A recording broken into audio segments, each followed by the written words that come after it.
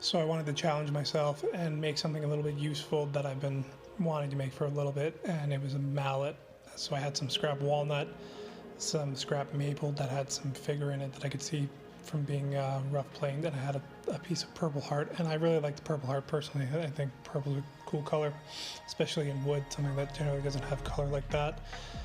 So I ripped down the walnut, which was quarter sawn, which will make for a good handle. It's got good strength in all directions, and it'll glue up on all four sides very well into a handle-sized piece. And then I took the purple heart and I ripped it again to get two clean sides, and then cut it in half to be the center section on either side of the handle, and there you can see it.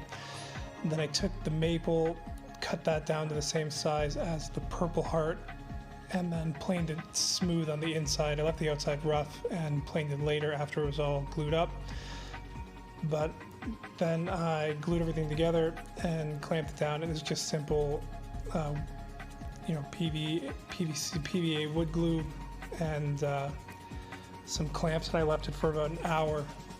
And it's really surprising how fast wood glue actually sets up. If you have a tight wood joint, in about an hour, I was able to process this later on, and so I clamped it down to the table saw and slide the blade across to get the top cut clean, and then took it over to the miter saw where I cut either side, and I cut it at a slight angle so the face of the hammer closer to the handle was tipped in, which gives you an easier way to hit flat on your chisel.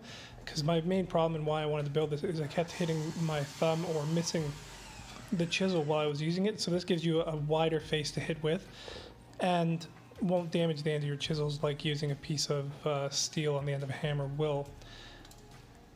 As well, the wider face makes it harder to miss, and that slight angle makes it easier to get a flat hit on your chisel, and you're not going to deflect the chisel away or hit off square and dent your hammer or chisel. And then I finished it in some Rubio, which is a boiled linseed oil type product with a hardener. I didn't use the hardener, but it finished up great. Really brought out the depth of the purple and the curliness of the maple, and you can see in the end here.